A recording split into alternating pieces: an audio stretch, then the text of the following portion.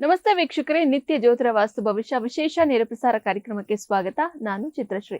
ವೀಕ್ಷಕರೇ, ನಿಮಗೆ ಗೊತ್ತಿರೋ ಪ್ರಕಾರ ಪ್ರತಿ ತಿಂಗಳು ನಾವು ಮಾಸ ಭವಿಷ್ಯವನ್ನ ನೋಡ್ತಾ ಹೋಗ್ತಾ ಇದ್ವಿ. ಹಿಂದಿನ ಸಂಚಿಕೆಯಲ್ಲಿ ನಾವು ಸಾಕಷ್ಟು ರಾಶಿಗಳಿಗೆ ಸಂಬಂಧಪಟ್ಟಂತೆ ಮಾಸ ಭವಿಷ್ಯವನ್ನ ಕೂಡ ತಿಳಿದುಕೊಂಡಿದ್ವಿ. ಅಂದ್ರೆ ಜುಲೈ ತಿಂಗಳು ಇನ್ನೇನು ಪ್ರಾರಂಭ ಆಗುತ್ತೆ. ಜುಲೈ ತಿಂಗಳಲ್ಲಿ ನಿಮ್ಮ ಭವಿಷ್ಯ ಯಾವ ರೀತಿಯಾಗಿರುತ್ತೆ ಅಂತ ಹೇಳಿ ಒಂದು ಭವಿಷ್ಯವಾಣಿಯನ್ನ ಗುರೂಜಿಗಳು ಕೂಡ ತಿಳಿಸ್ಕೊಟ್ಟಿದ್ರು. ಹಾಗೆ ಅದನ್ನ ಕೂಡ ಇವತ್ತಿನ ಸಂಚಿಕೆಯಲ್ಲಿ ಮುಂದುವರಿಸ್ತಾ ಹೋಗೋಣ. ಈ ಎಲ್ಲಾ ವಿಚಾರಗಳನ್ನ ತಿಳಿಸ್ಕೊಡೋದಕ್ಕೆ ನನ್ನ ಜೊತೆ ಇದ್ದಾರೆ ಗುರುಜಿಗಳು. ಮೊದಲನೇದಾಗಿ ಅವರನ್ನ ಕಾರ್ಯಕ್ರಮಕ್ಕೆ ಸ್ವಾಗತಿಸ್ತಾ ಇದ್ದೀನಿ. ಖ್ಯಾತ ಜ್ಯೋತಿಷಿಗಳು, ಖ್ಯಾತ ಸಂಖ್ಯಾಶಾಸ್ತ್ರಜ್ಞರು ಮತ್ತು ಪಂಚಭೂತ ವಾಸ್ತು ತಜ್ಞರಾದ ಶ್ರೀ ಮಂಜುನಾಥ್ ಗುರುಜಿಗಳು. ಗುರುಜಿ ನಮಸ್ತೆ, ಕಾರ್ಯಕ್ರಮಕ್ಕೆ ಸ್ವಾಗತ. ಆದಿತ್ಯಾಯ ಚ ಸೋಮಾಯ ಮಂಗಳಾಯ ಬುಧಾಯ ಚ ಗುರು ಶುಕ್ರ ಶನಿರ್ವಾಯ ಚ ರಾಹುವೇ ಕೇತುವೇ ನಮಃ. ಗುರುಜಿ, ನಾವು ಹಿಂದಿನ ಸಂಚಿಕೆಯಲ್ಲಿ ಮೇಷ, ವೃಷಭ, ಮಿಥುನ ರಾಶಿಗಳಿಗೆ ಸಂಬಂಧಪಟ್ಟಂತೆ ಜುಲೈ ತಿಂಗಳ ಮಾಸ ಭವಿಷ್ಯವನ್ನ ನಮ್ಮ ವೀಕ್ಷಕರಿಗೆ ತಿಳಿಸ್ಕೊಟ್ಟಿದ್ದೀರಾ. ಹಾಗೆ ಮುಂದಿನ ರಾಶಿ ಕರ್ಕಾಟಕ ಅಥವಾ ಕಟಕ ರಾಶಿ ಏನಿದೆ ಅವರಿಗೆ ಸಂಬಂಧಪಟ್ಟಂತೆ ಮೊದಲನೇದಾಗಿ ನೋಡೋದಾದ್ರೆ ನವಗ್ರಹಗಳ ಗೋಚರ ಯಾವ ರೀತಿಯಾಗಿ ಆಗ್ತಾ ಇದೆ, ಅದರ ಒಂದು ಆಧಾರದ ಮೇಲೆ ರಾಶಿಫಲ ಏನಿದೆ ಮತ್ತೆ ಆಚರಣೆಗಳ ಭಾಗವಾಗಿ ಏನ್ ಮಾಡ್ಕೊಳ್ಬೇಕು ಕರ್ಕಾಟಕ ರಾಶಿಯವರು? ನಾವು ಪ್ರತಿ ರಾಶಿಯ ಗೋಚಾರ ವಿಚಾರದಲ್ಲಿ ಮಾಸಿಕ ಫಲಗಳಲ್ಲಿ ದೊಡ್ಡ ಗ್ರಹಗಳ ಗೋಚಾರದಲ್ಲಿ ನಾವು ಪ್ರಮುಖವಾಗಿ ಗುರು ಮತ್ತು ಶನೇಶ್ವರ ವಿಚಾರವಾಗಿ ನೋಡ್ತಾ ಇದ್ವಿ. ಸೊ ಅದರ ವಿಚಾರದಲ್ಲಿ ಒಂದು ವಿಶೇಷ ವಿಚಾರ ಏನಂತಂದರೆ, ಕಳೆದ ಜೂನ್ ತಿಂಗಳಲ್ಲಿ ಗೋಚಾರ ಫಲ ಏನಿತ್ತು ಹಾಗೆ ಮುಂದುವರಿಯುವಂಥದ್ದು. ಅಂದರೆ ಗುರು ರಾಶಿಯಲ್ಲೇ ಇದ್ದು ಗುರುವೆಲ್ಲ ಮುಂದುವರಿಯುತ್ತೆ. ಇನ್ನು ನಿಮಗೆ ಸಪ್ತಮ ಅಷ್ಟಮಾಧಿಪತಿಯಾಗಿರುವಂಥ ಶನೇಶ್ವರ ಭಗವಾನರು ಕೂಡ ಜೂನ್ ತಿಂಗಳಲ್ಲಿ ಹೇಗೆ ಇರ್ತಾರೋ ಅದು ಜುಲೈ ತಿಂಗಳಲ್ಲೂ ಕೂಡ ಅದೇ ಮುಂದುವರಿಯುತ್ತೆ. ಆದರೆ ಈ ತಿಂಗಳ ವಿಶೇಷ ಏನಂದರೆ 27ನೇ ತಾರೀಕು ನಂತರ ನಿಮಗೆ ಶನೇಶ್ವರ ಭಗವಾನು ವಕ್ರಿಯಾಗಿ ಸಂಚರಿಸುವುದರಿಂದ ವಿಶೇಷ ಫಲಗಳನ್ನು ಲಭ್ಯ ಇರುವಂಥದ್ದು ಮುಂದೆ ನೋಡೋಣ. ಮತ್ತು ಇನ್ನು ನಿಮ್ಮ ರಾಶಿಗೆ ಚತುರ್ಥಾಧಿಪತಿ ಲಾಭಾಧಿಪತಿಯಾದ ಶುಕ್ರ ಗ್ರಹರು ರಾಶಿಯಲ್ಲೇ ಇದ್ದು ಜುಲೈ 4ನೇ ತಾರೀಕು ನಂತರ ದ್ವಿತೀಯ ಭಾವದಲ್ಲಿ ಅದು ಶತ್ರು ಮನೆಯಲ್ಲಿ ಗೋಚರ ಆಗ್ತಾರೆ. ಮತ್ತು ಜುಲೈ 7ನೇ ತಾರೀಕು ನಿಮ್ಮ ರಾಶಿಯಲ್ಲಿ ಇದ್ದು ವಕ್ರಿಯಾಗಿ ಮತ್ತೆ 12ನೇ ಮನೆಗೆ ಸ್ವಂತ ಮನೆಗೆ ಹೋಗುವಂಥದ್ದು ಬುಧ ಗ್ರಹವಾಗಿರುವಂಥದ್ದು. ಮತ್ತು 17ನೇ ತಾರೀಕು ನಂತರ ನಿಮಗೆ ರಾಶಿಯಿಂದ ದ್ವಿತೀಯಾಧಿಪತಿಯಾದ ಸೂರ್ಯ ಭಗವಾನರು ಕೂಡ ವ್ಯಯಭಾವದಿಂದ ರಾಶಿಗೆ ಬರುವಂಥದ್ದು ಗೋಚಾರದಲ್ಲಿ ತುಂಬ ವಿಶೇಷವಾಗಿದೆ. ಇನ್ನು ಉಳಿದಂತೆ ಮಂಗಳ, ರಾಹು, ಕೇತು ಈ ಕಳೆದ ತಿಂಗಳಲ್ಲಿ ಹೇಗೆ ಗೋಚಾರವಾಗ್ತಾರೋ ಯಥಾವತ್ತಾಗಿ ಕರ್ಕಾಟಕ ರಾಶಿಯವರಿಗೆ ಈ ಒಂದು ಜುಲೈ ತಿಂಗಳಲ್ಲಿ ಹಾಗೆ ಮುಂದುವರಿಯುವಂಥದ್ದು. ಈ ರೀತಿ ಗೋಚಾರದ ಒಂದು ಫಲವಾದರೆ ವಿಶೇಷವಾಗಿ ಆಚರಣೆ ಭಾಗವಾಗಿ 10ನೇ ತಾರೀಕು ಈ ಜುಲೈಯಲ್ಲಿ ಬುಧ ಜಯಂತಿ. ಬುಧ ಅಂದರೆ ವಿಷ್ಣು, ಮಹಾವಿಷ್ಣು, ವೆಂಕಟೇಶ್ವರನ ಸ್ವರೂಪ ಅಂತ ಹೇಳ್ತೀವಿ. ಬುಧ ವ್ಯಾಪಾರ ಕಾರಕನಾಗಿರ್ತಾನೆ. ಬುಧ ಬುದ್ಧಿಗೆ ಕಾರಕ. ಬುಧ ಮತ್ತು ವಿದ್ಯಾಕಾರಕ ಗ್ರಹ ಆಗಿರೋದ್ರಿಂದ ಯಾರ್ಯಾರಿಗೆ ಬುಧನ ಸ್ಥಿತಿ ಗೋಚಾರದಲ್ಲಿ ಅಥವಾ ಜಾತಕದಲ್ಲಿ ಚೆನ್ನಾಗಿಲ್ವೋ ಮತ್ತು ಬಿಸ್ನೆಸ್ಸಲ್ಲಿ ಸ್ಲೋ ಇದೆನೋ ಅವತ್ತು ಇವರು ಒಂದು ಬುಧ ಜಯಂತಿ ದಿನ ವೆಂಕಟೇಶ್ವರ ಸ್ವಾಮಿ ಆರಾಧನೆ ಅಥವಾ ವಿಷ್ಣುವಿನ ಆರಾಧನೆ ಮಾಡಿದ್ರೆ ತುಂಬ ಒಳ್ಳೆಯದು, ಅನುಕೂಲ ಜರುಗುವಂಥದ್ದು. ಅದೇ ರೀತಿ 29ನೇ ತಾರೀಕು ಗುರುಪೂರ್ಣಿಮೆ ಇರುವಂಥದ್ದು. ಗುರು ಭಗವಾನರು ವಿಶೇಷವಾಗಿ ಸಂತಾನಕ್ಕೆ ಕಾರಕ, ಧನಕಾರಕ ಗ್ರಹ ಆಗಿರುವುದರಿಂದ ಯಾರಿಗೆ ಸಂತಾನ ಸಮಸ್ಯೆ ಮತ್ತು ಒಂದು ಹಣಕಾಸಿನ ಸಮಸ್ಯೆ ಇರುತ್ತೋ ಗುರುಪೂರ್ಣಿಮೆ ಒಂದು ಗುರು ಆರಾಧನೆ ಮಾಡುವಂಥದ್ದು. ವಿಶೇಷವಾಗಿ ಉದಾಹರಣೆಗೆ ಒಂದು ರಾಘವೇಂದ್ರ ಸ್ವಾಮಿಗಳು ಅಥವಾ ಸಾಯಿಬಾಬಾ ಅಥವಾ ಗುರು ದತ್ತಾತ್ರೇಯ ಆರಾಧನೆ ಮಾಡೋದ್ರಿಂದ ತುಂಬ ವಿಶೇಷ ಗುರುವಿನ ಅನುಗ್ರಹ ಲಭಿಸುವಂಥದ್ದು. ಮತ್ತು 17ನೇ ತಾರೀಕು ವಿಶೇಷವಾಗಿ ದಕ್ಷಿಣಾಯನ ಪುಣ್ಯಕಾಲ ಪ್ರಾರಂಭ ಆಗ್ತಿರುವಂಥದ್ದು. ದಕ್ಷಿಣಾಯನಕ್ಕೆ ಸಂಬಂಧಪಟ್ಟಂಥ ಪೂಜಾ ಕೈಂಕರ್ಯಗಳನ್ನು ಮಾಡ್ಕೋಬೋದು. ಈ ರೀತಿ ನವಗ್ರಹಗಳ ಗೋಚಾರಣ ಆಚರಣೆ ಭಾಗವಾಗಿ ಒಂದು ವಿಶೇಷ ಕರ್ಕಾಟಕ ರಾಶಿಗೆ, ಜೊತೆಗೆ ಈ ಒಂದು ಜುಲೈ ತಿಂಗಳಲ್ಲಿ ಈ ಒಂದು ಗೋಚಾರದ ಫಲ ಇರುವಂಥದ್ದು. ಗುರುಜಿ, ಇನ್ನು ನೀವು ತಿಳಿಸಿರುವಂತಹ ನವಗ್ರಹಗಳ ಗೋಚರದ ವಿಸ್ತೃತ ಪ್ರಭಾವ ಎಷ್ಟರ ಮಟ್ಟಿಗೆ ಕರ್ಕಾಟಕ ರಾಶಿಯವರಿಗೆ ಜುಲೈ ತಿಂಗಳಲ್ಲಿ ಬೀರ್ತಾ ಇದೆ, ಹೇಗೆ ನೀವು ಅದನ್ನ ಹೇಳ್ತೀರಾ ಗುರುಜಿ? ನೋಡಿ, ವಿಸ್ತೃತ ಪ್ರಭಾವ ಮೊದಲನೇದಾಗಿ ಗುರು ರಾಶಿಯಲ್ಲಿರುವುದರಿಂದ ಕರ್ಕಾಟಕ ರಾಶಿಯವರಿಗೆ ಒಂದು ವಿಶೇಷ ಫಲ, ಅಭಿವೃದ್ಧಿ ಸಿಗುವಂಥದ್ದು ಮುಂದುವರಿಯುತ್ತೆ. ನಿಮಗೆ ತುಂಬ ವಿಶೇಷವಾಗಿ ಕರ್ಕಾಟಕ ರಾಶಿಗೆ ಷಷ್ಠಾಧಿಪತಿ ಮತ್ತು ಭಾಗ್ಯಾಧಿಪತಿಯಾದ ಗುರು ಭಗವಾನರು ರಾಶಿಯಲ್ಲೇ ಇರೋದರಿಂದ ಅದರ ದೃಷ್ಟಿ ಪಂಚಮ ಭಾವ, ಸಪ್ತಮ ಭಾವ ಹಾಗೂ ನವಮ ಭಾವದ ಮೇಲೆ ಬೀಳುವಂಥದ್ದು. ಸೊ ಯಾವ ರೀತಿ ಅಂತಂದರೆ, ವಿಶೇಷವಾಗಿ ಕರ್ಕಾಟಕ ರಾಶಿಯವರಿಗೆ ಜುಲೈ ತಿಂಗಳಲ್ಲಿ ವಿದ್ಯಾಭ್ಯಾಸದಲ್ಲಿ ಒಳ್ಳೆಯ ಅವಕಾಶಗಳು ಸಿಗುವಂಥದ್ದು, ಒಳ್ಳೆ ಅಂಕಗಳು ಸ್ಕೋರ್ ಆಗುವಂಥದ್ದು, ಮತ್ತು ಸಂತಾನ ಅಪೇಕ್ಷಿತ ದಂಪತಿಗಳಿಗೆ ಹೆಚ್ಚು ಅನುಕೂಲ ಪ್ಲ್ಯಾನ್ ಮಾಡ್ಕೋಬೋದು, ಅನುಕೂಲ ಆಗುವಂಥದ್ದು ಈ ಜುಲೈ ತಿಂಗಳಲ್ಲಿ ದೊರೆಯುತ್ತೆ. ಮತ್ತು ಜುಲೈ ತಿಂಗಳ ಒಂದು ವಿಶೇಷವಾಗಿ ಕರ್ಕಾಟಕ ರಾಶಿಯವರು ಯಾರು ಮದುವೆಗೆ ಪ್ರಯತ್ನ ಪಡ್ತಾ ಇದ್ದೀರೋ, ಅದರಲ್ಲೂ ವಿಶೇಷವಾಗಿ ಇಷ್ಟಪಡ್ತಾ ಇದ್ದೀರಾ ಪ್ರೇಮ ವಿವಾಹ ನೆರವೇರಿಸಬೇಕು ಅನ್ನೋ ವಿಚಾರದಲ್ಲಿ ಅದು ಕೂಡ ಸಂಪನ್ನ ಆಗುತ್ತೆ. ಮತ್ತು ಭಾಗ್ಯದ ದೃಷ್ಟಿಯಿಂದ ಕರ್ಕಾಟಕ ರಾಶಿಯವರಿಗೆ ಪೂರ್ಣ ಪ್ರಮಾಣದಲ್ಲಿ ತಂದೆಯ ಆಶೀರ್ವಾದ ಮತ್ತು ಗುರುವಿನ ಅನುಗ್ರಹ ದೊರೆಯುವಂಥದ್ದು. ಇದ್ರ ಜೊತೆ ವಿದ್ಯಾಭ್ಯಾಸದಲ್ಲಿ ಅದರಲ್ಲೂ ವಿಶೇಷವಾಗಿ ಈ PhD ಎಜುಕೇಷನ್ನು ಮತ್ತು ಏನಾದರೂ higher education related competitive exams ಯಾರು ಬರೀತಾ ಇದ್ದಾರೆ ಅವರಿಗೆ ಒಳ್ಳೆಯ ಅನುಕೂಲತೆಗಳು ಆಗುತ್ತೆ. ಮತ್ತು ಅದೇ ರೀತಿ ವಿಶೇಷವಾಗಿ ಚತುರ್ಥಾಧಿಪತಿಯಾದ ಶುಕ್ರ ಗ್ರಹರು ಶತ್ರು ಮನೆಯಲ್ಲಿ ಸ್ವಲ್ಪ ಗೋಚರ ಆಗೋದ್ರಿಂದ ಸ್ವಲ್ಪ ಸುಖ ಸೌಕರ್ಯ ವಾಹನಗಳಲ್ಲಿ ಸ್ವಲ್ಪ ಈ ತಿಂಗಳು ಮುಂದೂಡಿದರೆ ಒಳ್ಳೆಯದು. ಏನೋ ಒಂದು ವಾಹನ ಖರೀದಿ ಮಾಡೋದು, ಭೂಮಿ ಖರೀದಿ ಮಾಡೋದು, ಜುಲೈ ತಿಂಗಳಿಗೆ ಸಂಬಂಧಪಟ್ಟಂಥದ್ದು ಸ್ವಲ್ಪ ಮುಂದೂಡಿದರೆ ಒಳ್ಳೆಯದು. ಅದೇ ರೀತಿ ಸ್ವಲ್ಪ ಶುಕ್ರ ಲಾಭಾಧಿಪತಿ ಕೂಡ ಆಗಿ ಶತ್ರು ಮನೆಗೆ ಹೋಗೋದ್ರಿಂದ ಮಿತ್ರರಿಂದ ಸಹಕಾರ, ಒಂದು ಅಸಹಕಾರ ಆಗುವಂಥದ್ದು, ಹಣ ಕೊಟ್ಟರೆ ಸಿಕ್ಕಾಕ್ಕೊಳ್ಳುವಂಥದ್ದು, ಎಲ್ಲ ಒಂದು ಕಿರಿಕಿರಿ ಆಗುವಂಥದ್ರ ಬಗ್ಗೆ ಎಚ್ಚರಿಕೆ ಇರಬೇಕು. ಮತ್ತು ಇನ್ನು ತುಂಬ ವಿಶೇಷವಾಗಿ ವ್ಯಯಾಧಿಪತಿಯಾದ ಬುಧ ಗ್ರಹ ಅಂದರೆ ಅಯನ ಶಯನ ಭೋಗಕ್ಕೆ ಅಧಿಪತಿಯಾದ ಬುಧ ಗ್ರಹ ರಾಶಿಯಲ್ಲಿದ್ದು ವಕ್ರಿಯಾಗಿ ಸ್ವಂತ ಮನೆಗೆ ಹೋಗೋದ್ರಿಂದ ಅದರಿಂದ ಹೆಚ್ಚು ಅನುಕೂಲತೆಗಳಾಗುತ್ತೆ. ಒಳ್ಳೆಯ ಸುಖ ನಿದ್ರೆ ಮತ್ತು ಒಳ್ಳೆಯ ಪ್ರಯಾಣ ಇರುವಂಥದ್ದು, ಅದರಲ್ಲಿ ವಿಶೇಷವಾಗಿ ಈ ಒಂದು ಹೊರ ರಾಜ್ಯ ಪ್ರಯಾಣ, ಹೊರ ದೇಶ ಪ್ರಯಾಣ ಮಾಡೋರಿಗೆ ತುಂಬ ಅನುಕೂಲ ಆಗುತ್ತೆ. ಈ ವೀಸಾ ಪ್ರಾಬ್ಲಮ್ಸು ಆ ಥರ ಏನಿದ್ರು ಕೂಡ ಕ್ಲಿಯರ್ ಆಗುವಂಥದ್ದು, ಅಥವಾ ವಿದೇಶದಲ್ಲಿ ಯಾರು ಕರ್ಕಾಟಕ ರಾಶಿಯವರು ಇರ್ತಾರೋ ಅವರಿಗೆ ಹೆಚ್ಚು ಅನುಕೂಲತೆಗಳಾಗುವಂಥದ್ದು, ಅದು ಕೂಡ ಹೆಚ್ಚು ಚೆನ್ನಾಗಿದೆ. ಮತ್ತು ವಿದೇಶದಲ್ಲಿ ಯಾರು ವಿದ್ಯಾಭ್ಯಾಸ ಮಾಡ್ತಿದ್ದಾರೆ ಅವರಿಗೆ ಅನುಕೂಲ ಆಗುತ್ತೆ. ಇಂಪೋರ್ಟ್ ಎಕ್ಸ್ಪೋರ್ಟ್ ಬಿಸ್ನೆಸ್ ಮಾಡುವಂಥವರಿಗೂ ಕೂಡ ಬುಧನ ಗೋಚಾರ 12ನೇ ಮನೆಯಲ್ಲಿ ಲಾಭ ತಂದು ಕೊಡುವಂಥದ್ದು. ಮತ್ತು ಜುಲೈ 16ನೇ ತಾರೀಕು ನಂತರ ಇಲ್ಲಿ ದಕ್ಷಿಣಾಯಣ ಪುಣ್ಯಕಾಲ ಸೂರ್ಯ ಭಗವಾನರಿಂದ ಪ್ರಾರಂಭವಾಗೋದ್ರಿಂದ ದ್ವಿತೀಯ ಭಾವ ಅಧಿಪತಿ ಏನಾಗುತ್ತೆ ರಾಶಿಯಲ್ಲಿ ಬರುತ್ತೆ. ದ್ವಿತೀಯ ಭಾವ ಅಂದರೆ ನಾವು ಕುಟುಂಬ, ಧನ, ಧಾನ್ಯ, ಸಂಪತ್ತು ಅಂತ ಹೇಳ್ತೀವಿ. ಸೊ ಈ ವಿಚಾರದಲ್ಲಿ ಹೆಚ್ಚಿನ ಅನುಕೂಲತೆಗಳು ಅಂದರೆ ಕುಟುಂಬದಲ್ಲಿ ಒಂದು ಒಳ್ಳೆ ಖುಷಿ ವಿಚಾರ ಬರುವಂಥದ್ದು, ಉತ್ತಮ ಸಂಪಾದನೆ ಆಗುವಂಥದ್ದು, ಕುಟುಂಬದವರಿಂದ ಸಹಕಾರ ಸಿಗುವಂಥದ್ದು, ಈ ರೀತಿ ವಿಸ್ತೃತವಾಗಿ ಕರ್ಕಾಟಕ ರಾಶಿಯವರಿಗೆ ಗ್ರಹ ಗೋಚಾರ ಫಲ ಜುಲೈ ತಿಂಗಳಲ್ಲಿ ಲಭಿಸ್ತಾ ಇದೆ. ಗುರುಜಿನ ರಾಶಿಯ ರಾಷ್ಟ್ರಾಧಿಪತಿ ಗೋಚಾರ ಯಾವ ಸ್ಥಿತಿಯಲ್ಲಿ ಆಗ್ತಾ ಇದೆ, ಏನೆಲ್ಲ ಅನುಕೂಲತೆಗಳನ್ನ ಕರ್ಕಾಟಕ ರಾಶಿಯವರು ಜುಲೈ ತಿಂಗಳಿನಲ್ಲಿ ಪಡೆದುಕೊಳ್ತಾ ಇದ್ದಾರೆ, ಅಂದ್ಕೊಂಡಿದ್ದಂತಹ ಕೆಲಸವನ್ನ ಮಾಡಿ ಮುಗಿಸ್ತಾರಾ ಹೇಗೆ ಅಂತ ನೋಡಿ. ಖಂಡಿತ ನೋಡಿ, ರಾಷ್ಟ್ರಾಧಿಪತಿ ಅಂದರೆ ಚಂದ್ರಗ್ರಹ ಪ್ರತಿಯೊಂದು ರಾಶಿಗೂ 2.5 ದಿನಕ್ಕೊಂದೇ ಸತಿ ಚೇಂಜ್ ಆಗ್ತಾನೆ ಇರುತ್ತೆ. ಚಂದ್ರಗ್ರಹ ಎಲ್ಲ ರಾಷ್ಟ್ರಾಧಿಪತಿಯೊಂದಿಗೆ ಮಿತ್ರತ್ವ ಹೊಂದಿರೋದ್ರಿಂದ ತುಂಬ ಅನುಕೂಲತೆಗಳು ಹೆಚ್ಚಾಗಿ ಸಿಗುತ್ತೆ ಜುಲೈ ತಿಂಗಳಲ್ಲಿ. ಮತ್ತು ಆವಾಗಲೇ ನಾವು ತಿಳಿಸ್ದಂಗೆ ಜುಲೈಯ ಒಂದು ಅಂತ್ಯ ಭಾಗದಲ್ಲಿ ಶನೇಶ್ವರ ಗ್ರಹರು ಕೂಡ ವಕ್ರಿಯಾಗಿರೋದ್ರಿಂದ ಸಪ್ತಮ ಅಷ್ಟಮಾಧಿಪತಿ ಆಗಿರೋದ್ರಿಂದ ಸಪ್ತಮ ಅಷ್ಟಮ ಫಲಗಳು ಸಿಗುತ್ತೆ. ಏನು ಸಪ್ತಮ ಅಷ್ಟಮ ಫಲಗಳು ಅಂತಂದರೆ ವ್ಯಕ್ತಿಗತವಾಗಿ ಪ್ರತಿಯೊಂದು ವಿಚಾರ, ಮದುವೆ ಇತ್ಯಾದಿಗಳಿಗೆ ಅನುಕೂಲಗಳಾಗುವಂಥದ್ದು. ಆದರೆ ವೈಯಕ್ತಿಕವಾಗಿ ಸ್ವಲ್ಪ ನೀವು ಎಚ್ಚರಿಕೆಯಿಂದ ಇರಬೇಕು. ಯಾಕೆಂದರೆ ಶನಿ ಅಷ್ಟಮಾಧಿಪತಿ ಕೂಡ ಆಗಿರೋದ್ರಿಂದ ಯಾರೋ ನಿಮಗೆ ಒಂದು ಸ್ವಲ್ಪ ಪ್ರಾಮಿಸ್ ಮಾಡಿಸ್ಕೊಂಡು ಏನೋ ಒಂದು ವಿಲ್ ಬರ್ಸ್ಕೊಳ್ಳೋವಂಥದ್ದು, ಅಥವಾ ನೀವೇ ನಡುವೆ ಶ್ಯೂರಿಟಿಯಾಗಿ ಯಾರಿಗೋ ಒಂದು ಹಣಕಾಸನ್ನು ಕೊಟ್ಟು ಸಿಕ್ಕಾಕ್ಕೊಳ್ಳೋವಂಥದ್ದು, ಚೆಕ್ ಬರೆದು ಕೊಟ್ಬಿಡೋದು, ಅದರಿಂದ ತೊಂದರೆಗೊಳಗಾಗ್ತೀರಾ. ಅದ್ರ ಬಗ್ಗೆ ನೀವು ಸ್ವಲ್ಪ ಎಚ್ಚರಿಕೆ ತಗೋಬೇಕು. ಯಾಕಂದರೆ ಶನಿ ವಕ್ರಗತ ಆದ ನಂತರ ಈ ಸಮಸ್ಯೆಗಳು ಬರುತ್ತೆ. ಮತ್ತು ತುಂಬ ಒಂದು ವಿಶೇಷವಾಗಿ ಏನಂತಂದರೆ ಯೋಗಕಾರಕ ಗ್ರಹ ಮಂಗಳ, ನಿಮಗೆ ಆ ಮಂಗಳ ಗ್ರಹ ಕೂಡ ಲಾಭ ಸ್ಥಾನದಲ್ಲಿ ಗೋಚರ ಮುಂದುವರಿಸೋದ್ರಿಂದ ಹೆಚ್ಚಿನ ಅನುಕೂಲತೆಗಳಾಗುತ್ತೆ. ಪಂಚಮ ಸ್ಥಾನ ಅಂತಂದರೆ ಸಂತಾನ ಅಂತ ಹೇಳ್ತೀವಿ, ವಿದ್ಯಾಭ್ಯಾಸ ಅಂತ ಹೇಳ್ತೀವಿ, ಕ್ರಿಯೇಟಿವ್ ಎಜುಕೇಷನ್ ಅಂತ ಹೇಳ್ತೀವಿ, ಅದರ ವಿಚಾರವಾಗಿ ತುಂಬ ಚೆನ್ನಾಗಿರುತ್ತೆ. ದಶಮ ಅಂತಂದರೆ ನಾವು house of job, house of business, ಯಾರೊಂದು ಕೆಲಸ ಕಾರ್ಯಗಳು ಮಾಡ್ತೀರಾ, ಒಂದು ಉನ್ನತ ಶಿಕ್ಷಣ ಮಾಡ್ತಾಯಿದ್ದೀರಾ ಅಥವಾ ಒಂದು ಬಿಸ್ನೆಸ್ ಮಾಡ್ತಾಯಿದ್ದೀರಾ, ಮಂಗಳ ಗ್ರಹದ ಒಂದು ಗೋಚಾರದಿಂದ ಹೆಚ್ಚು ಅನುಕೂಲತೆಗಳಾಗುತ್ತೆ. ಮಂಗಳ ಗ್ರಹಕಾರಕತ್ವದಲ್ಲಿ ನೋಡಿದಾಗ ಭೂಮಿ ಪುತ್ರನು ಕೂಡ ಆಗಿರೋದ್ರಿಂದ ಒಂದು ಭೂಮಿಗೆ ಸಂಬಂಧಪಟ್ಟಂಥ ಲಾಭ, ಒಂದು ಆಸ್ತಿ ವಿಚಾರದಲ್ಲಿ ಲಾಭ ಆಗುವಂಥದ್ದು, ಅಥವಾ ಇನ್ನೇನೋ ನೀವು ಭೂಮಿ ಖರೀದಿ ಮಾಡ್ತಾ ಇದ್ದೀರಾ, ಒಂದು ಒಳ್ಳೆಯ ಕರೆಕ್ಟಾಗಿ ಲ್ಯಾಂಡ್ ಸಿಗ್ತಾ ಇಲ್ಲ ಅಂದರೂ ಕೂಡ ಜುಲೈ ತಿಂಗಳಲ್ಲಿ ತುಂಬ ಚೆನ್ನಾಗಿ ಅನುಕೂಲತೆ ಕೊಡುತ್ತೆ. ಇನ್ನು ಗುರು ರಾಶಿಯಲ್ಲಿ ಸೂರ್ಯನ ಜೊತೆ ಗೋಚರ ಆಗೋದ್ರಿಂದ ಗೌರ್ಮೆಂಟ್ ಕಡೆಯಿಂದ ಲಾಭ, ಗೌರ್ಮೆಂಟ್ ಕೆಲಸ ಕಾರ್ಯಗಳಲ್ಲಿ ಏನಾದರೂ ಮಾಡ್ತಾ ಇದ್ದರೆ, ಒಂದು ಟೆಂಡರ್ ಹಾಕಿದರೆ, ಗೌರ್ಮೆಂಟ್ ಏಜೆನ್ಸಿ ನಡೆಸ್ತಾ ಇದ್ದರೆ, ಒಂದು NGO ಇದ್ದರೆ ಅದಕ್ಕೆ ತುಂಬ ಚೆನ್ನಾಗಾಗುತ್ತೆ. ಸಾಮಾನ್ಯವಾದ ಫಲಗಳನ್ನು ನೋಡಬೇಕು ಅಂತಂದಾಗ ಅತ್ಯಂತ ಶುಭದಾಯಕವಾಗಿರುವಂಥದ್ದು ಯಾವ ರೀತಿ ಅಂದರೆ ಸ್ವಲ್ಪ ದೇವಾಲಯದ ದರ್ಶನಗಳಾಗುವಂಥದ್ದು, ಸಾಧು ಸಂತರ ಗುರುಗಳ ಆಶೀರ್ವಾದ ಸಿಗ್ತಾ ಇರುವಂಥದ್ದು, ಕೆಲಸ ಕಾರ್ಯಗಳಲ್ಲಿ ಹೆಚ್ಚಾಗಿ ಜಯಪ್ರಾಪ್ತಿಯಾಗುತ್ತೆ, ಕುಟುಂಬದಲ್ಲಿ ನೆಮ್ಮದಿ ವಾತಾವರಣ ನೆಲೆಸುತ್ತೆ. ಮತ್ತು ಈ ಒಂದು ಕರ್ಕಾಟಕ ರಾಶಿ ವಿದ್ಯಾರ್ಥಿಗಳಲ್ಲಿ ಗುರು ರಾಶಿಯಲ್ಲೇ ಬಂದಿರೋದ್ರಿಂದ ಓದಿನಲ್ಲೇ ಆಸಕ್ತಿ ಹೆಚ್ಚಾಗುವಂಥದ್ದು, ಒಳ್ಳೆಯ ಅಂಕ ಬರುವಂಥದ್ದು, ವಿದೇಶ ಪ್ರಯಾಣದಲ್ಲಿ ಕೂಡ ತೃಪ್ತಿದಾಯಕವಾಗಿರುವಂಥದ್ದು, ಸರ್ಕಾರಿ ಕೆಲಸದಲ್ಲಿ ಜಯಪ್ರಾಪ್ತಿ ಆಗುವಂಥದ್ದು. ಮತ್ತು ಕರ್ಕಾಟಕ ರಾಶಿ ಅಂತಂದರೆ ಒಂದು ಚಂದ್ರನಿಗೆ ಸಂಬಂಧಪಟ್ಟಂಥ ರಾಶಿಯಾಗಿರೋದ್ರಿಂದ ವಿಶೇಷವಾಗಿ ನಮ್ಮ ಅನ್ನದಾತರು, ರೈತರಿಗೆ ವ್ಯವಸಾಯ ಕ್ಷೇತ್ರದಲ್ಲಿ ಅತ್ಯಂತ ಶುಭಕಾರಿಯಾಗಿರುವಂಥದ್ದು, ಅವ್ರು ಬೆಳೆದಿರುವಂಥ ಬೆಳೆ, ಹಣ್ಣು, ತರಕಾರಿ, ಈ ರೀತಿ ಸಣ್ಣ ಸಣ್ಣ ಪುಟ್ಟ ವ್ಯಾಪಾರಗಳಿಗೆ ಒಳ್ಳೆಯ ಧನ ಲಾಭ ಆಗಿರುವಂಥದ್ದು, ಒಳ್ಳೆಯ ಸಂತಸದ ಒಂದು ವ್ಯಾಪಾರ ಆಗುವಂಥದ್ದು, ಧನ ಪ್ರಾಪ್ತಿ. ಅದರಲ್ಲೂ ವಿಶೇಷವಾಗಿ ಕರ್ಕಾಟಕ ರಾಶಿಯವರಿಗೆ ಶನಿ ವಕ್ರಿ ಆಗೋದ್ರಿಂದ ಪಾಲುದಾರಿಕೆಯಲ್ಲೂ ಕೂಡ ಹೆಚ್ಚಾಗಿ ಲಾಭ ಸಿಗುವಂಥದ್ದು.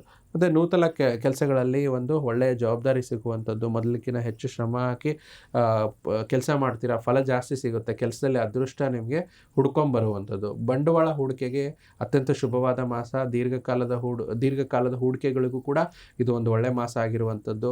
ಮತ್ತು ಶುಕ್ರನ ಗೋಚಾರ ದ್ವಿತೀಯ ಭಾವದಲ್ಲಿ ಆಗಿರೋದ್ರಿಂದ ಶುಕ್ರ ಒಂದು ಕ್ರಿಯೇಟಿವ್ ಆರ್ಟ್ಸ್ನ ತೋರಿಸ್ತಾರೆ.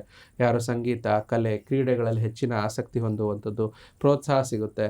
ಮತ್ತು ಸ್ವಲ್ಪ ಹುಷಾರಾಗಿರಬೇಕು ಅಂತಂದರೆ ರಿಯಲ್ ಎಸ್ಟೇಟ್ ವ್ಯವಹಾರಗಳಲ್ಲಿ ಸ್ವಲ್ಪ ಕಿರಿಕಿರಿ ಸಾಧ್ಯತೆಗಳು ಹೆಚ್ಚಾಗಿರುತ್ತೆ. ಎಚ್ಚರಿಕೆಯಿಂದ ಡೀಲ್ ಮಾಡ್ಕೊಳ್ಳಿ. ಮತ್ತು ಇದೆಲ್ಲ ಒಂದು ಫಲಗಳು ರಾಶಿಯ ರಾಶಾಧಿಪತಿ ಗೋಚಾರ ಮತ್ತು ನವಗ್ರಹಗಳ ಗೋಚಾರದ ಫಲವಾಗಿ ದೊರಕುವಂಥದ್ದು. ಗುರುಜಿ, ಇನ್ನು ಕರ್ಕಾಟಕ ರಾಶಿಯಲ್ಲಿ ಬರ್ತಕ್ಕಂತ ನಕ್ಷತ್ರಗಳೇನಿದ್ದಾವೆ, ನಕ್ಷತ್ರಗಳ ಆಧಾರಿತ ಫಲಗಳು ಏನಾದ್ರೂ ಇದೆಯಾ? ಜುಲೈ ತಿಂಗಳಿನಲ್ಲಿ ಕರ್ಕಾಟಕ ರಾಶಿಯವರು ಏನ್ ಸಿಂಪಲ್ ಪರಿಹಾರವನ್ನ ಮಾಡ್ಕೊಳ್ಬೇಕು? ನೋಡಿ, ಪ್ರಮುಖ 3 ನಕ್ಷತ್ರಗಳು ಪುನರ್ವಸು ನಕ್ಷತ್ರ, ಆಶ್ಲೇಷ ನಕ್ಷತ್ರ ಮತ್ತು ಪುಷ್ಯ ನಕ್ಷತ್ರ ಅಂತ ಹೇಳ್ತೀವಿ. ಪುನರ್ವಸು ನಕ್ಷತ್ರ ಸಂಬಂಧಪಟ್ಟಂಥದ್ದು ಈ ರಾಶಿಯವರು, ಈ ನಕ್ಷತ್ರದವರು ಹೆಚ್ಚಾಗಿ ನೀವು ಪ್ರಯತ್ನ ಪಟ್ಟರೆ ನಿಮಗೆ ದೀರ್ಘಕಾಲಿಕ ಆರೋಗ್ಯ ಸಮಸ್ಯೆ ದೂರ ಆಗುತ್ತೆ. ಆಶ್ಲೇಷ ನಕ್ಷತ್ರ ಕರ್ಕಾಟಕ ರಾಶಿಯವರಿಗೆ ಹಣಕಾಸಿನ ಲಭ್ಯತೆ ಯಥೇಚ್ಛವಾಗಿ ಬರುತ್ತೆ. ಹೊಸ ಯೋಜನೆಗಳು ಕೂಡ ಪ್ರಾರಂಭಿಸ್ತೀರಾ. ಮತ್ತು ಪುಷ್ಯ ನಕ್ಷತ್ರ ಕರ್ಕಾಟಕ ರಾಶಿಯವರು ಜುಲೈ ತಿಂಗಳಲ್ಲಿ ಕೆಲಸದ ಪದೋನ್ನತಿ ಸಿಗುವಂಥದ್ದು, ಮತ್ತು ನಿಮ್ಮ ಕೆಲಸದಲ್ಲಿ ಏನಾದರೂ ಕಲಿಕೆ ಇತ್ತು, ಕ್ರಿಯೇಟಿವ್ ಲರ್ನಿಂಗ್ ಇತ್ತು ಅಂದರೂ ಕೂಡ ಕಲಿಕಾ ಸಹಾಯ ಸಿಗುವಂಥದ್ದು. ಸೊ ಈ ರೀತಿ ಆಗುತ್ತೆ. ಮತ್ತು ರಾಶಿಯಲ್ಲಿ ರಾಶಾಧಿಪತಿಯ ಜೊತೆಗೆ ಗುರು ಇರುವಂಥದ್ದು ಸ್ವಲ್ಪ ಇದಿರೋದ್ರಿಂದ ಪರಿಹಾರಗಳನ್ನು ಆದಷ್ಟು ಮಾಡ್ಕೋಬೇಕಾಗುತ್ತೆ. ಆದಷ್ಟು ಪ್ರತಿಯೊಂದು ವಿಚಾರದಲ್ಲಿ ಪ್ರತಿ ಗುರುವಾರ ಒಂದು ಗುರುವಿಗೆ ಸಂಬಂಧಪಟ್ಟಂಥ ದೇವಸ್ಥಾನದಲ್ಲಿ ಕಡಲೆಕಾಳನ್ನು, ಗುರುವಿಗೆ ಸಂಬಂಧ ಅಂದರೆ ರಾಘವೇಂದ್ರ ಸ್ವಾಮಿ ದೇವಸ್ಥಾನ ಅಥವಾ ದತ್ತಾತ್ರೇಯ ದೇವಸ್ಥಾನದಲ್ಲಿ ಕಡಲೆಕಾಳನ್ನು ಒಂದು ಅಲ್ಲೇ ಅರ್ಚಕರಿಗೆ ಕೊಡುವಂಥದ್ದು, ಹಳದಿ ಬಟ್ಟೆನಲ್ಲಿ ಸುತ್ತಿ, ಇದರಿಂದನೂ ಕೂಡ ಏನೇ ಸಮಸ್ಯೆಗಳು ಇದ್ದರೂ ದೂರವಾಗುತ್ತೆ. ಮತ್ತು ಪ್ರತಿಯೊಂದು ಏನಂತಂದರೆ ಸೂಚನೆ ಏನು ಅಂತಂದರೆ ಎಚ್ಚರಿಕೆ ತೊಗೋಬೇಕು. ಅಂದರೆ ಈ ರಾಶಿಯವರು ಈ ತಿಂಗಳು ನಡೆಯುವಂಥ ಘಟನೆಗಳು ಪ್ರಸ್ತುತ ಕಚೇರಿ ಅಥವಾ ಮನೆಯಿಂದ ಸ್ವಲ್ಪ ಬೇಗ ಅದರಿಂದ ಎಮೋಷ್ನಲ್ಗಳಾಗ್ತಾರೆ, ಕುಗ್ಗಿ ಬಿಡ್ತಾರೆ. ಅದನ್ನು ಮಾನಸಿಕವಾಗಿ ಅಷ್ಟೊಂದು ಹಚ್ಕೊಳ್ಳದಿರಂಗೆ ಪ್ರೊಫೆಷ್ನಲಿಸಮಲ್ಲಿ ಹ್ಯಾಂಡಲ್ ಮಾಡಿದ್ರೆ ತುಂಬ ಚೆನ್ನಾಗಿರುತ್ತೆ. ಸೊ ನೋಡಿದ್ರಲ್ಲ ವೀಕ್ಷಕರೇ, ಕರ್ಕಾಟಕ ರಾಶಿಯವರಿಗೆ ಜುಲೈ ತಿಂಗಳ ಕಂಪ್ಲೀಟ್ ಮಾಸ ಭವಿಷ್ಯ ಹೇಗಿದೆ ಅಂತ ಹೇಳಿ ಗುರುಜಿಗಳು ಸಹ ತಿಳಿಸ್ಕೊಟ್ಟಿದ್ದಾರೆ. ಆದ್ರೆ ಕೆಲವೊಂದಷ್ಟು ವಿಚಾರಗಳಲ್ಲಿ ಮಾತ್ರ ಎಚ್ಚರಿಕೆಯನ್ನ ವಹಿಸಿ ಹಣಕಾಸು ವಿಚಾರದಲ್ಲಿ ಅಂತ ಗುರುಜಿಗಳು ಸಹ ಎಚ್ಚರವನ್ನ ನೀಡ್ತಾ ಇರುವಂತದ್ದು. ಹಾಗೆ ಇದನ್ನ ಕೂಡ ನೀವು ಫಾಲೋ ಮಾಡಿ. ಗುರುಜಿ, ಮೊದಲನೇದಾಗಿ ಇವತ್ತಿನ ಪಂಚಾಂಗ ಮತ್ತೆ ತಿಥಿಯನ್ನ ತಿಳಿಸ್ಕೊಡ್ತೀರಾ? ನೋಡಿ, ಇವತ್ತು 29 ಜೂನ್ 2026. ಇವತ್ತು ಪೂರ್ಣಿಮಾ ತಿಥಿ ಮತ್ತು ಶುಕ್ಲ ಪಕ್ಷ, ಮೂಲ ನಕ್ಷತ್ರ ಇರುವಂಥದ್ದು, ಶುಕ್ಲ ಯೋಗದಲ್ಲಿರುವಂಥದ್ದು ವಾರ. ಇವತ್ತು ವಿಶೇಷವಾದ ಸೋಮವಾರ. ಇವತ್ತಿನ ಬೆಂಗಳೂರಿನ ಕಾಲಮಾನ ನಮ್ಮ ರಾಜ್ಯಕ್ಕೆ ಸಂಬಂಧಪಟ್ಟ ಹಾಗೆ 5:57 ಸೂರ್ಯೋದಯ ಆದರೆ 6:48 ಸೂರ್ಯಾಸ್ತ ಆಗುವಂಥದ್ದು.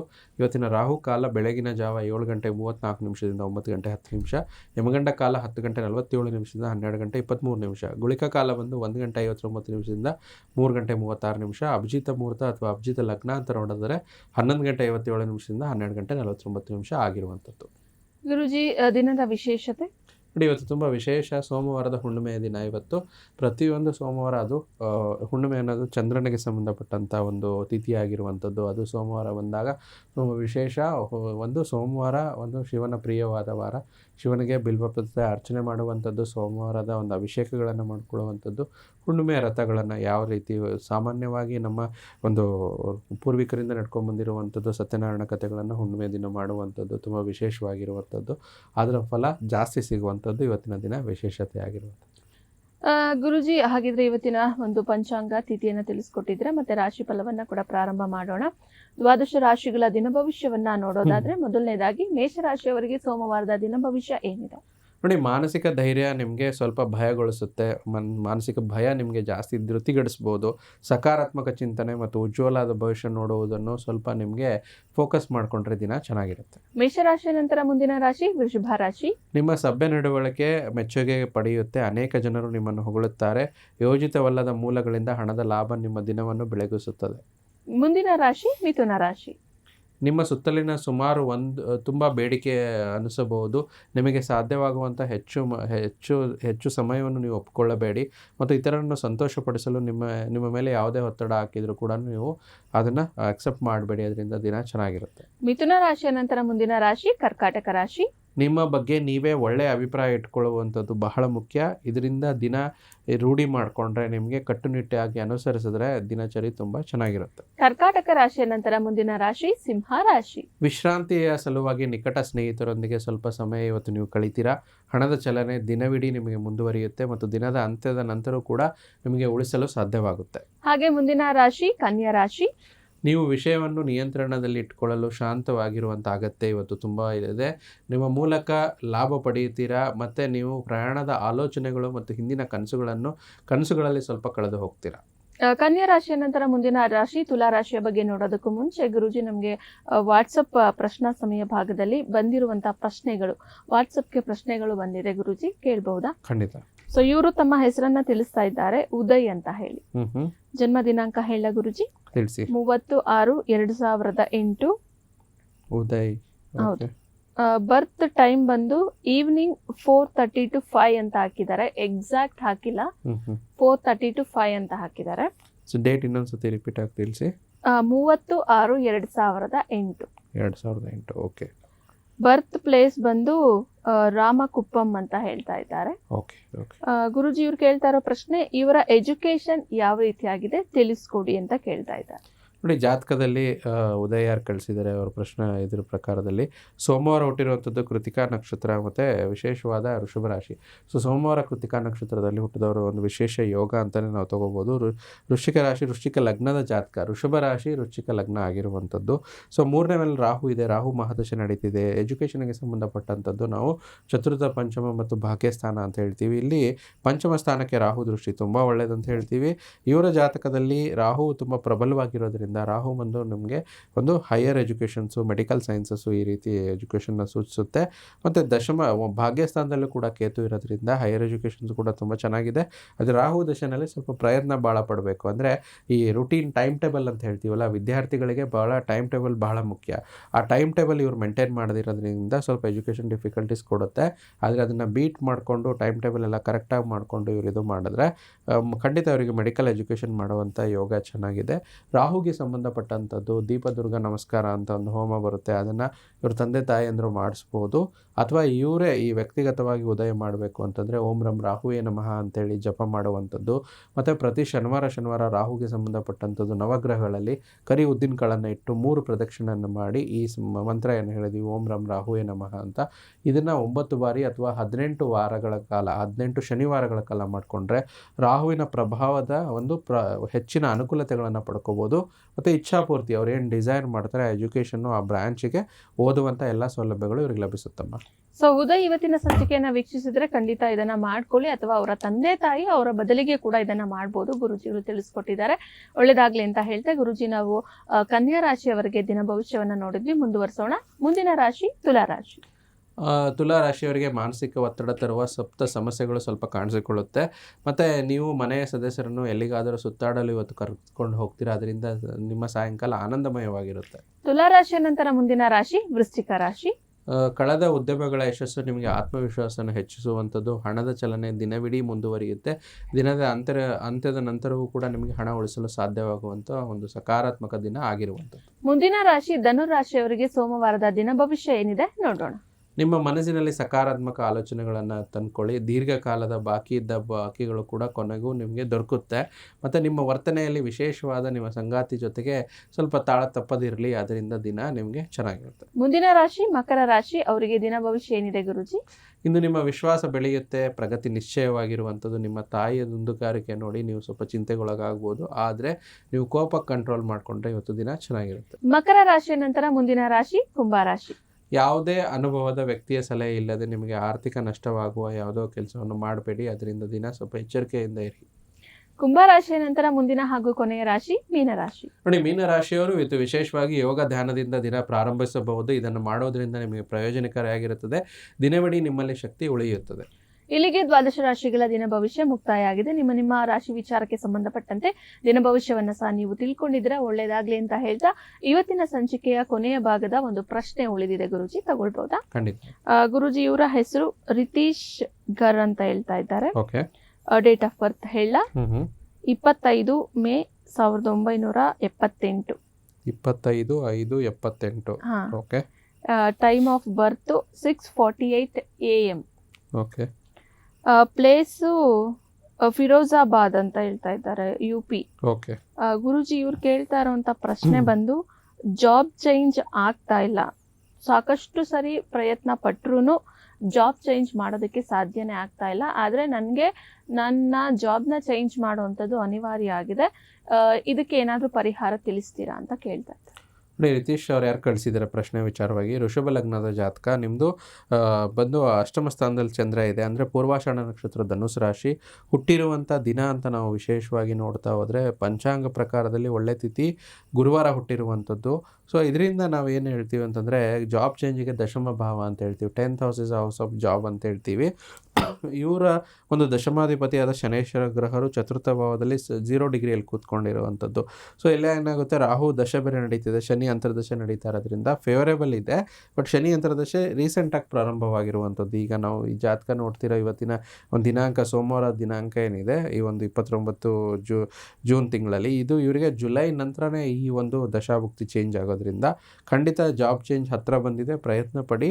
ಆದರೆ ದಶಮ ಶನಿ ಏನಾಗುತ್ತೆ, ದಶಮಾಧಿಪತಿ ಶನಿ, ಶನೇಶ್ವರ ಗ್ರಹರು ಪ್ರತಿಯೊಂದು ಫಲಗಳನ್ನು ಸ್ಥಿರವಾಗಿ ಕೊಡ್ತಾರೆ, ಅದನ್ನು ನಿಧಾನವಾಗಿ ಕೊಡ್ತಾರೆ. ಶನಿಗೆ ಸಂಬಂಧಪಟ್ಟಂಥದ್ದು ಕೆಲವೊಂದು ಮಂತ್ರಗಳನ್ನು ಹೇಳ್ಕೊಳ್ಳುವಂಥದ್ದು, ನೀಲಾಂಜನ ಸಮಾವಾಸಂ ರವಿಪುತ್ರಂ ಯಮಾಗ್ರಜಂ ಛಾಯಾ ಮಾರ್ತಾಂಡ ಸಂಭೂತಂ ತಂ ನಮಾಮಿ ಶನೇಶ್ವರ, ಈ ಮಂತ್ರಗಳು ಹೇಳುವಂಥದ್ದು. ಶನೇಶ್ವರಿಗೆ ಸಂಬಂಧಪಟ್ಟಂಥ ದೇವಸ್ಥಾನಗಳಲ್ಲಿ ಸ್ವಲ್ಪ ದಾನ ನೀಡುವಂಥದ್ದು, ಎಳ್ಳೆಣ್ಣೆ ದಾನ ನೀಡುವಂಥದ್ದು, ಈ ರೀತಿ ಮಾಡ್ಕೊಳ್ಳಿ.